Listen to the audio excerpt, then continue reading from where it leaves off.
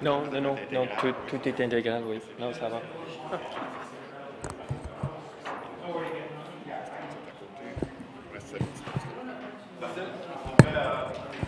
Oui.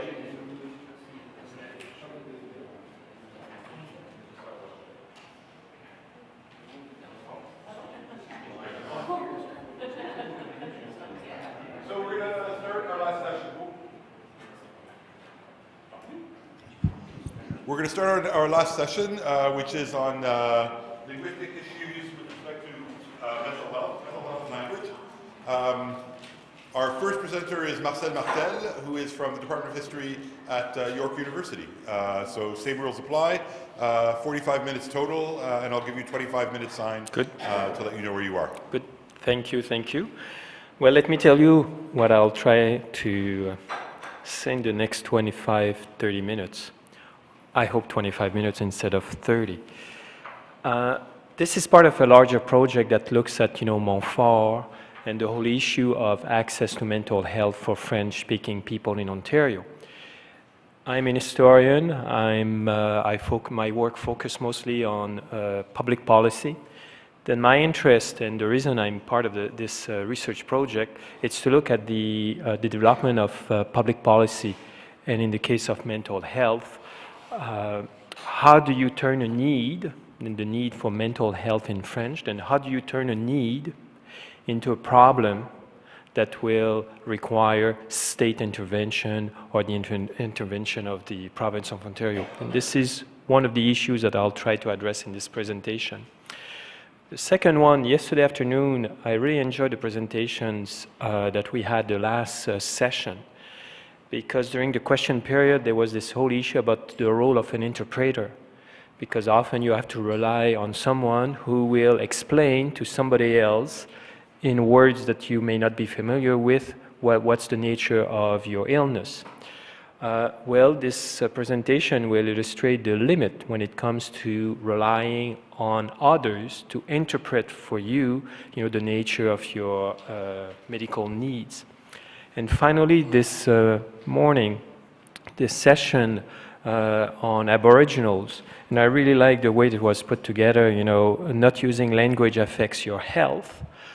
Well, this became an issue for several Franco-Ontarians not being able to use their language in order to express their needs for mental health did affect their health.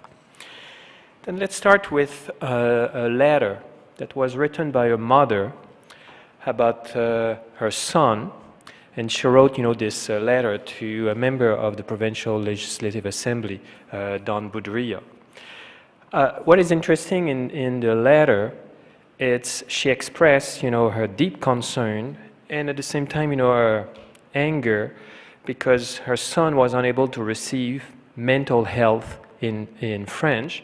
And I like the way that she expressed not only her concern, but she expressed, the fact that she was quite upset when she mentioned, s'il n'est pas servi dans la langue, franchement, comme parent, j'ai mon voyage. I'm quite, fed up with that. Here's how I've structured my presentation. The first one, since I'm curious to know, how do you transform a need into a problem that will require state intervention? Then this whole process, well, you have individuals, you have groups that would be involved. The first series of questions that I'm asking, it's who are those people who have pushed the government to take into consideration this need for mental health in French? Are we talking of individuals? Are we talking of physicians? If we are looking at individuals, well, are we talking of patients themselves? Are we talking about those who can give their voice to the patients? What about physicians? Did physicians or have physicians played a role in Ontario in the development of mental health service in French? And other lobby groups, and among them ACFO, Association Canadienne Française Ontario, which is by far the largest organization that has voiced the concern of Franco-Ontarians for the last 100 years. And then we'll pay attention to their arguments. And I'm particularly interested to find out if anybody, individuals, groups, lobby groups, if they have used, the word rights. In other words, did they advocate mental health in French on the basis that this is, a fundamental right? And finally, how did the Ontario government or has the Ontario government reacted or handled this issue? Then let's start with what I call individual activism. And of course, for an historian, and since this paper looks at the last 40 years, the challenge we face is how do we find evidence of individual activism? I'm sure some people made phone calls. Either they called a physician, or they called an MP, or they called the member of the Legislative Assembly, or maybe they had a face-to-face meeting. The problem is we don't find no evidence unless you go and interview individuals. But there is a way that we can access what I qualify as individual activism. It's when we look at letters, because when you decide to write a letter to an elected official, well, it's more than just making a phone call. It requires time, because when you write your letter, you are trying to do two things. A, you try to explain your problem, but in particular, you try to assess your authority. You want to make sure that when a member of parliament will read your letter, he knows or she knows that you're not a nobody. You are somebody. You will assert your authority. And this is something I find, and we all do this. If you have written a letter, regardless of the cause, we all do the same thing. We will indicate somewhere in the letter that my letter matters. You cannot dismiss it, and either we'll use who we are, I'm a university prof, or I'm a social activist. We all do this. And this is what I find fascinating. How do we assert our authority in a letter in order, to make sure that the letter will not be dismissed? At least you will have, you will think that for maybe 5 seconds, whoever reads the letter will pay attention to its content. Then I found a series of letters that were written to the Minister of Health in 1982, Larry Grossman. How many? 7, and one thing that I found quite fascinating, because one of my research projects besides this one is I'm looking at political activism and especially writing letters. And most of the time, men would have a tendency to write letters more than women. However, I'll have to be careful with what I've just said, because when you look at this particular case, well, it was women that wrote letters to the minister. What do they talk about? Well, the main issue that they address is the issue of the lack of mental health care service in French. But again, what I find fascinating is the way that they will assert their authority. And then in this one of the letters, well, the individual who wrote the letter, lived in Ottawa. Her son was at Brockville, large mental institution. And the reason she wrote to the minister, some may say, well, she was desperate, but I don't think she was desperate.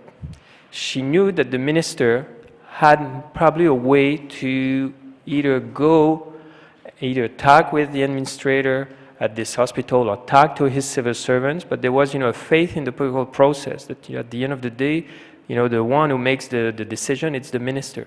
And that's the reason, I've decided to include this brief reference. J'ai pensé qu'en faisant pression auprès de vous, vous pourrez faire quelque chose pour moi qui désire le voir souvent. In other words, I'm writing to you because I hope and I believe that you will be able, to do something to deal with this issue. Other letters that I've discovered, and those letters were sent to Don Boudria. For those of you who are familiar with Ontario politics, well, Don Boudria started his career as a member of the provincial legislative assembly, MLA for Prescott Russell, located in eastern Ontario. And after he ran into federal politics, became Minister Chitra. Again, letters written to him. If you look in terms of content, more or less, similar complaints. Lack of mental health care service in French. a general concern about children, because often letters that were written to Don Boudria were letters coming from mothers.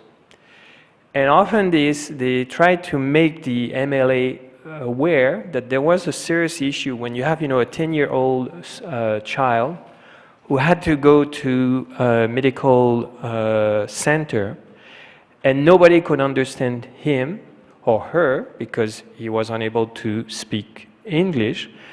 Well, this is a critical, issue, because if the professional cannot understand what's the nature of the emergency, well, there was always a danger that adequate treatment would be delayed by a couple of hours, couple of days, we hope not weeks.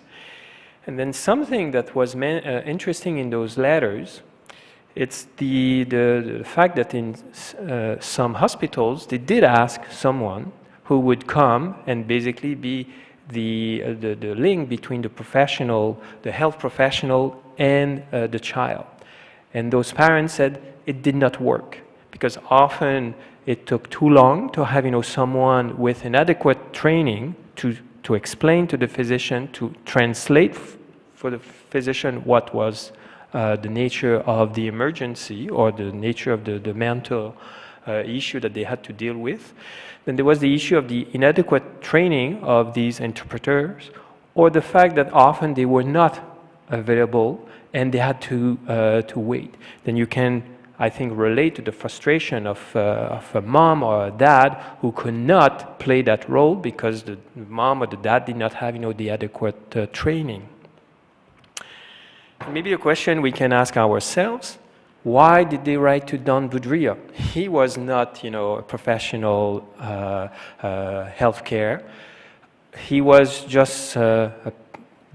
he was, an elected official. But the reason they wrote to him, besides the fact that he had, this is an interesting cartoon that was published at the beginning of the 80s, he had the reputation of being, a strong promoter, defender of Franco-Ontarian rights. And some believe that by writing to him, well, he would be able to use his authority, his symbolic capital, to try, to make, the provincial government aware that there was an issue in Ontario, especially for Franco-Ontarians. And what is interesting with Don Boudria, and we are talking of early 80s, he was among the first ones to advocate an easy solution, a solution to the overall complicated issue of making sure that Franco-Ontarians would have access to healthcare in French. He was among the first ones to say that the solution is to have a hospital, a mental health hospital, that will function not in both languages, but will function in French. Of course, it would take almost 20 years before this would happen. Then, besides individual, activism, of course, professional and lobby groups came to play a role. Something that did surprise me, and this is, the advantage when you give, conference papers, and it's a work in progress. Maybe in a year from now, I'll have to change what I've just said. But so far, I have not found evidence that, Franco or French-speaking, physicians have played a role in the promotion of French language services in Ontario. Up until, Montfort, and I'll talk about Montfort, the crisis that happened in 1997. But for a long period of time, French-speaking, physicians seems to, maybe they have been, silent. Is it because, as opposed to teachers had their own professional organizations for Franco-Ontarians? Physicians, you don't have a professional organization that would bring together all nurses and physicians that work maybe on mental health, and decided, to form an organization that would take into consideration the specific needs of Franco-Ontarians. It did not happen. A lobby group that was quite instrumental in transforming, this need for a mental health service in French and making sure that this need would become a problem that requires state intervention, it's l'Association canadienne-française de l'Ontario. But before 1970, health in general, mental health in particular, but health in general was not on its radar. And it's partially because education was by far the most important issue at the time, and especially following the school crisis that happened at the beginning of the 20th century. Making sure that Franco-Ontarians would have access to an adequate school system was its number one issue. After 1970, ACFO would got involved, and immediately ACFO reached an important conclusion that it is easy to talk about access to mental health, but trying to implement a solution would take not only time but would require resources. And what they would advocate, it's a global healthcare policy, that we should not try to address only the needs in terms of mental health, but we should see mental health as, we should adopt a solution that would put mental health into a larger issue, which is, making sure that Franco-Ontarians have access to adequate, health care. And the provincial government did acknowledge the role that ACFO started to play, because in 1978, in a memorandum that civil servants exchanged, they did mention and they did alert the minister in charge of health that for ACFO this was a very high profile issue. Then, as I mentioned, as ACFO started to get involved in this issue, ACFO became aware that there were three main issues that needed to be addressed. The first one is the issue of accessibility. For those who are familiar with, and I wish I would have been inspired and I should have done what my colleague in geography did this morning. When you look at the population of Franco-Ontarians in Ontario, well, they are not located only in one part of the province. They are located in the southwest, near Windsor, Ontario, and then of course you have Ottawa and east of Ottawa, and then you have the north, Sudbury, but also Hearth, etc. Then you have roughly 500,000 Franco-Ontarians. However, the 500,000 Franco-Ontarians are more or less, all over the province. Then accessibility became an issue, because if you ask for mental health care in French, well, this means you need to have, hospitals that will be nearby. And for many Francophone living in Ottawa and east of Ottawa, the institution where they would be sent to, it's Brockville. And it's not me who drew this map, it was a report that was published, and I'll talk about this report in a few moments. Then Brockville served, mostly Ottawa, Carleton, if you prefer the national capital, and Eastern Ontario. However, Brockville did not have, a good reputation when it came to providing, service in French. Then here a report that was commissioned in 1984, and this is how it was described. This is a report commissioned by the Ontario government, and this is not, a report commissioned by a lobby group. It's by the Ontario government. And the assessment, some would say, was quite, severe, and others would say, no, this is a fair assessment of the situation. Brockville Psychiatric Hospital, where it's an Anglophone institution that cannot deliver important patient contact services in French.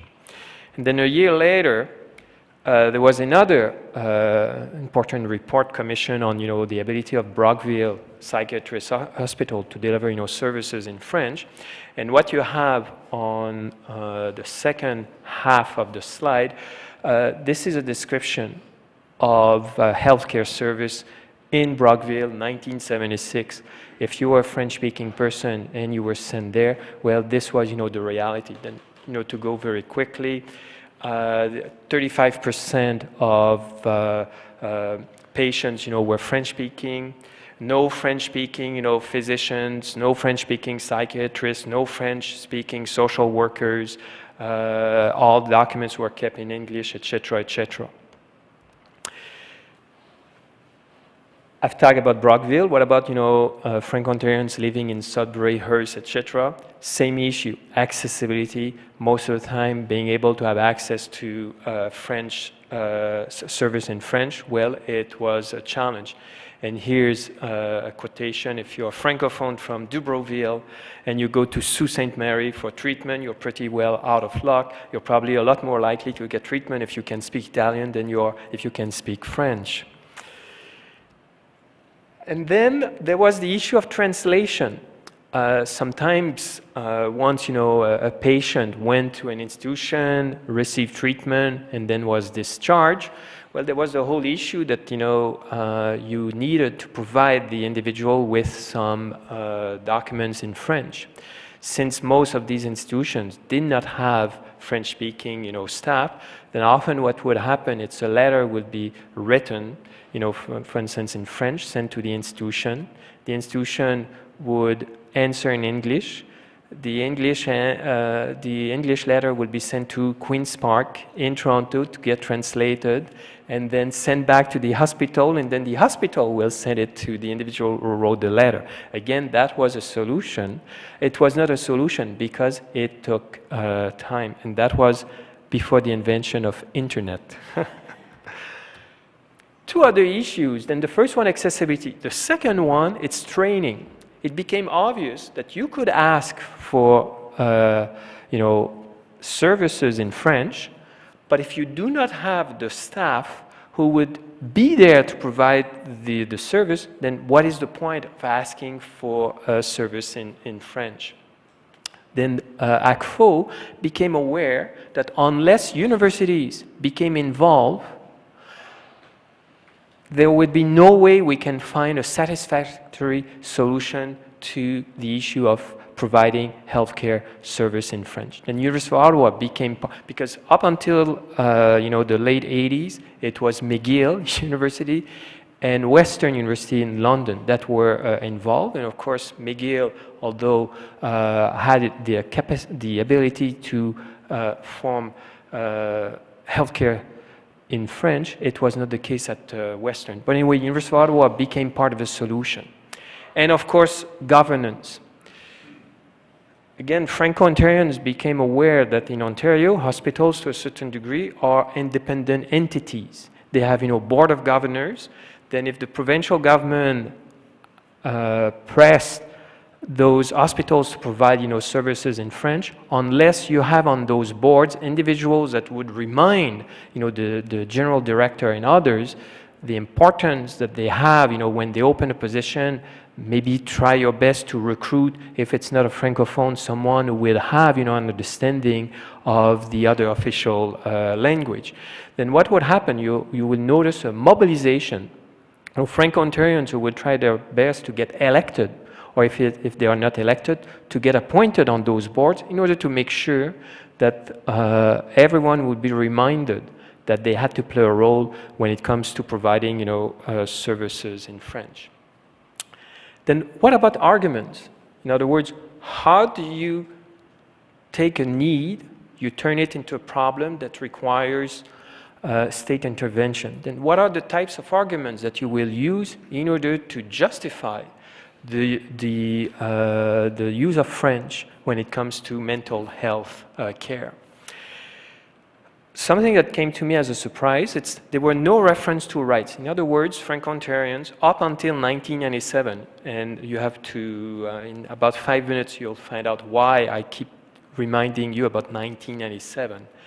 Up until 1997, Franco-Ontarians did not use this notion of rights, saying that I am entitled as a Franco-Ontarian to have access to service in French. It was not included. It was partially due to this lesson from the school crisis.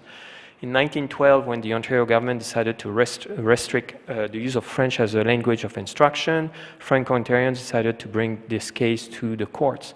And the courts told Franco-Ontarians, sorry, Section 93, which protects, education in Ontario, not only in Ontario, but in Canada, well, Section 93 protects only denominational schools either for Catholics or for Protestants. That's it. The language of instruction was not protected. Because it was not protected, Franco-Ontarians knew that they could not use the argument of rights. What they could use is the argument of the two founding nations, but that would not be sufficient.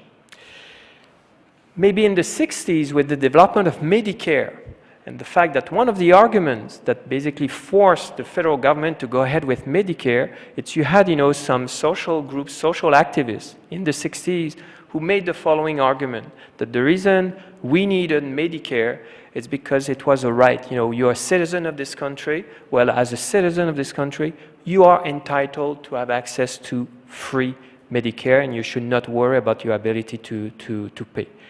Again, this language of rights did not influence, you know, the way Franco-Ontarians would shape their arguments. Same in the 80s when, you know, this notion of rights of a patient. Well, same thing, Franco-Ontarians would not refer to this notion of rights of a patient to justify healthcare in French. And basically, their approach, their approach was shaped by the battle of the school system. What about the provincial government? And this is how I will end, you know, this presentation. Well, up until the 1980s, basically the policy of the Ontario government was the following. When it comes to health care, what is important? It's access. The language is totally irrelevant. As long as you're being treated, this is, you know, the commitment made by the province. The language was totally irrelevant. At the end, you know, you seek treatment. The language in which the treatment would be offered is irrelevant. And since, you know, the Ontario government has rejected, you know, French as an official language, well, basically the way that the Ontario government would approach language care or language and healthcare, it's basically by increasing, you know, service. And I'll go quickly because I want to conclude with Montfort. 1976, an important task force, and this task force basically shaped the way the Ontario government would approach healthcare and healthcare for Ontarians. What you have on the slide here, it's the way the mandate or the term of reference, the way the terms of reference were defined, and the task force was chaired by Jacques Dubois. Next slide, what you have, it's the name of the report, No Problem. And you have the solution, but in particular, basically the Dubois report basically encouraged the provincial government to study further the whole issue of healthcare and the access to healthcare. And what happened, it's in the 80s, several studies were undertaken by the provincial government, and you have here, you know, blueprint for change the next 10 years. It's always the same thing. Healthcare, mental health care, it's a very complex issue. There is, solutions are complex, it would take time. And every time those studies will acknowledge the fact that Franco-Ontarians did not have access to proper health care. And then you have, you know, this one, an operation review of Brockville Psychiatrist Hospital, and then you have a proposed model for Northeastern Ontario mental health services. What is interesting in the case of Northeast, they tied the issue of access to healthcare that Franco-Ontarians requested to the issue of Aboriginals, saying that, you know, we could not separate both Aboriginals and Franco-Ontarians. They share, you know, common issues. And then 1997. Why 1997? It's because 1997 was a turning point when it comes to not only arguments that will be used to justify access to French-speaking healthcare service in French. 1995, Mike Harris got elected. He was elected on this platform known as the Common Sense Revolution. Common Sense Revolution meant, you know, neoliberalism in action.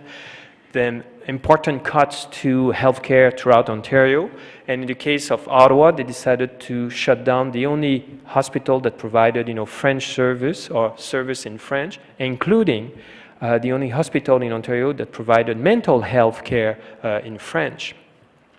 Important mobilization. But this time the courts did something that Franco-Ontarians were quite happy. The outcome was what many expected, and what you have here is a decision made by the divisional, or an excerpt from the decision made by the divisional court in 1999. And it's an important decision because 3 judges acknowledged the fact that if you are a community, you need institutions. Then Franco-Ontarians need hospitals in order, to sustain their community. And mental health, because Montfort provided, mental health. Well, if you shut down Montfort, you basically create a serious nightmare for Francophones.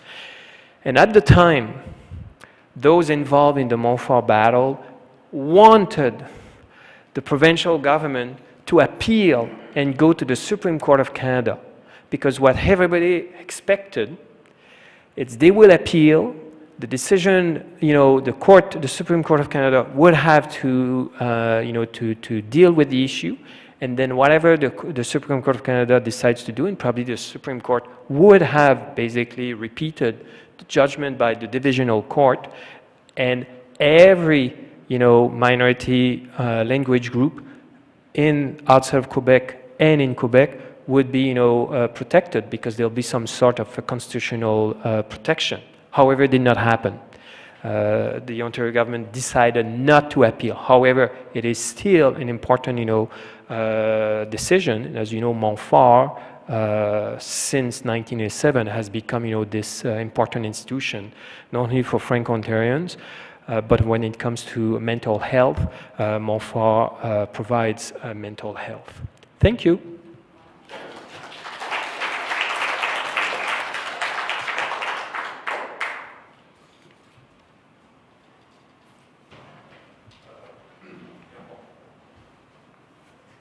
Everybody knows the drill by now?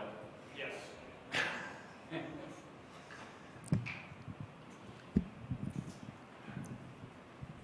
Your presentation focused quite a bit on the governance aspect, community mobilization, lobbying, and advocacy as a community response over time.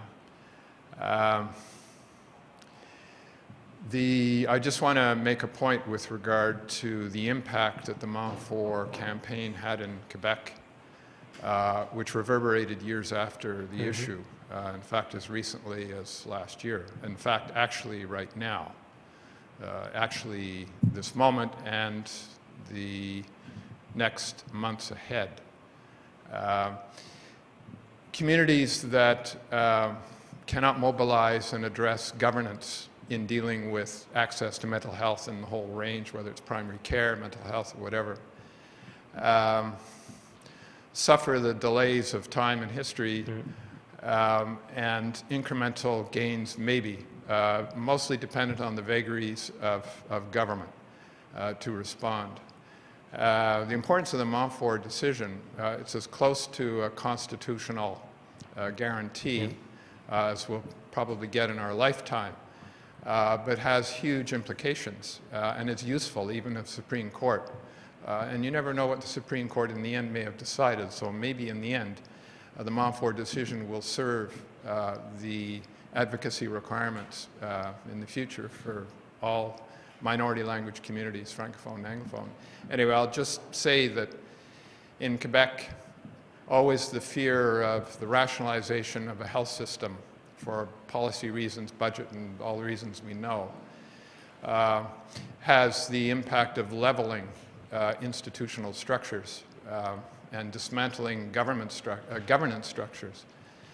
In the case of the Anglophone community in Quebec, in which we waged an 8-month campaign, the nuclear response of the Quebec government to the health system, which was in effect to blow it up, take it under trusteeship, and then construct a very centralized, flat governance system in which the community sector was systematically removed from governance, and on a whole culture of expertise and all the rest of it, of people having to pass various requirements in order to assume governance of huge, massive structures, which go way beyond anything that we could say is related to local community needs.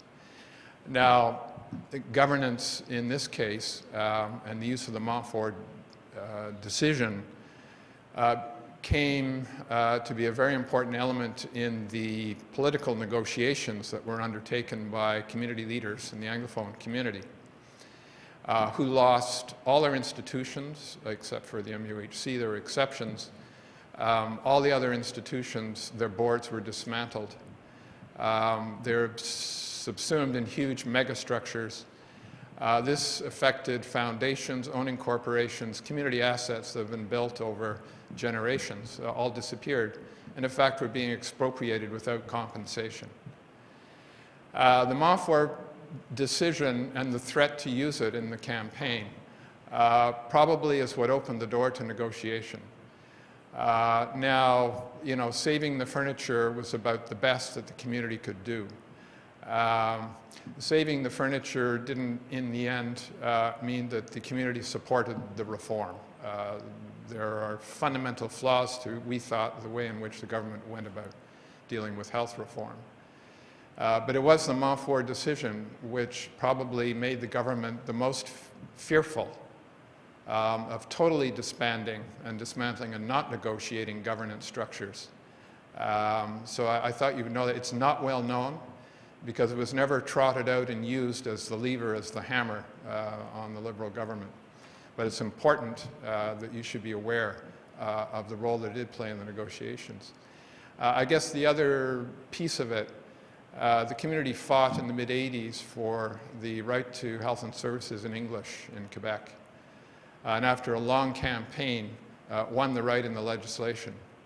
It's an interesting entitlement because it says that every English-speaking person has the right to health and social services in English. When we're talking about definitions of English speakers and health.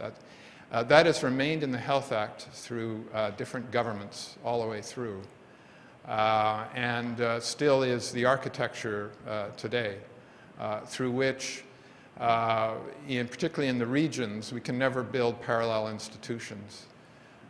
So the whole strategy at this point is adapting the human resources of the systems within which we now live to better serve English-speaking people, including in mental health.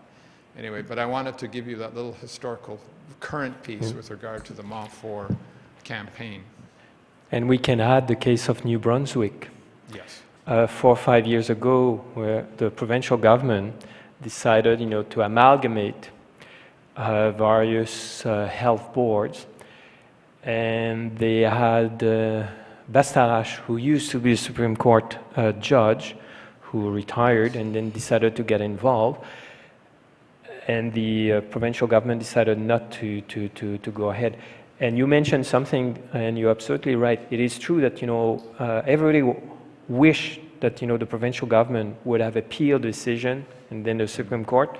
Of course, we cannot take for granted that the Supreme Court would have rule in favor. However, it would have been likely. But anyway, but the fact that now the Montfort decision is being used not only in Ontario but in other provinces, and now I'm glad that in Quebec it has led basically the Quebec government to negotiate. It is reassuring. But once I've said that, every time we talk about language, right now we assume, well, if we can get a decision by the courts in our favor, this would solve the problem forever. There is one thing we have learned. It's sometimes we think that an issue has been solved, and then, well, those issues evolve, and suddenly we realize that the tools that we had are no longer, adequate.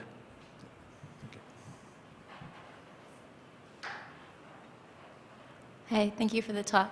I'm Amy, and I'm from the University of Ottawa. So the nursing department at the University of Ottawa has also looked at the Montfort decision quite a bit, and the history leading up to it. And at the beginning of your slides, where you were talking about how you found it interesting that under the individual activism, I know. the women, more women than men.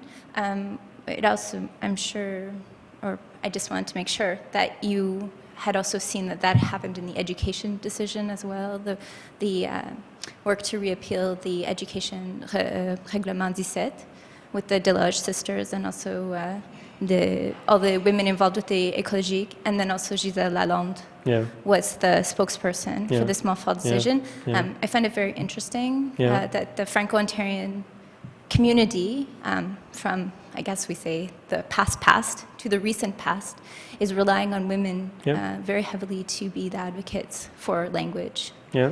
like you said, even down to the individual level. Yeah. It's unique and I think kind of impressive.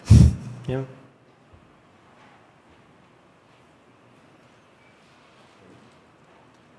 Thank you for that very interesting presentation. And I just wanted to follow up with your last comment about sometimes we can win these battles or to some extent win them, and then we still find the resources are not adequate. Do you have any thoughts, or perhaps other people also here have thoughts about the kinds of resources that could be mobilized once we get the right to use them? For example, telehealth for providing services in regions where there aren't adequate practitioners, numbers of practitioners, or perhaps more mandatory language training for practitioners in the medical schools and so on. Well, I'll give you two answers. The first one, it's what you have suggested makes total sense. The second one, you won't like it, and it's not that I'm trying to dismiss your question. Since I'm an historian in training, not in training by craft, invite me in 10 years from now, and then I'll be able to tell you, well, look, the tools that we have been using for the last 10 years, well, some of them have been adequate and others are not. The reason I say I'm not dismissing, your question, I don't really work on, I'm not a political scientist, I'm not, sociologist, etc. If you have noticed in my presentation, I look at the last, 40 years. In fact, I look at mostly from the 70s to 2000. However, and there is maybe something, if there is one thing that, this case, but it's the same with many other cases, political activism, social activism is quite, crucial. And we do have the mobility to move things around. It's not always easy. I will never confess that, oh yeah, the only thing we have to do, it's all of us, this afternoon we'll write to Gaëtan Barrette, and this will be sufficient for him to change his mind. We'll probably need to write more letters than we may anticipate. We may have, to try to demonstrate in front of his office, etc. But what I'm saying, it's true activism that we are able, to make gains or to prevent the fact that we may lose what we have.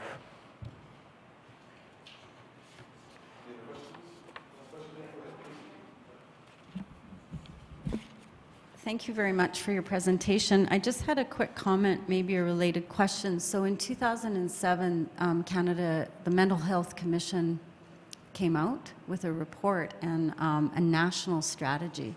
And I link that to your point about human rights. So what role do you think the Mental Health Commission has more broadly related to language issues? Because obviously that's one of the strategies for the Commission.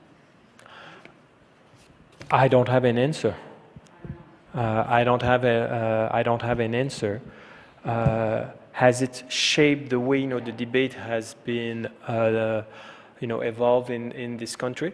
It is possible. What we need to do it's to go back and see what has been said. But in the case of French-speaking minority groups, by far the decision on Montfort has given arguments and tools in pushing provincial governments to do more when it comes to access and when it comes to access in one of the two official languages. There's still, and it would be interesting, one study that would be interesting to do, it's Aboriginals, and to look at the type of arguments that they are being used. Again, I go back to the presentation this morning by Alice.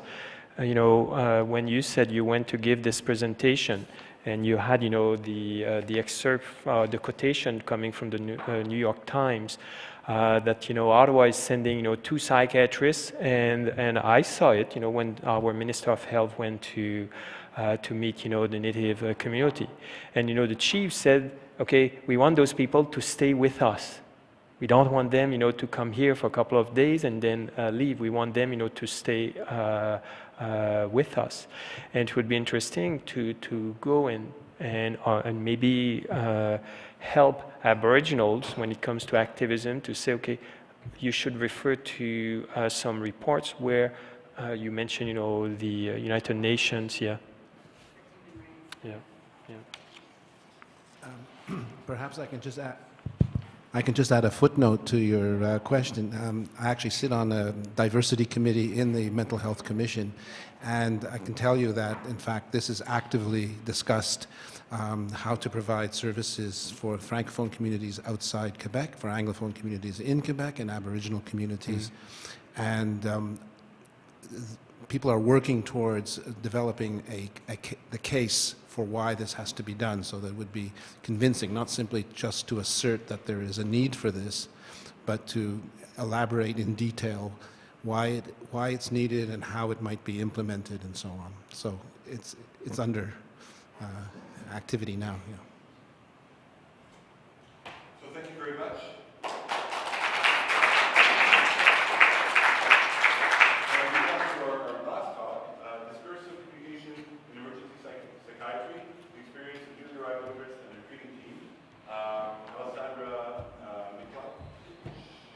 Miklausic.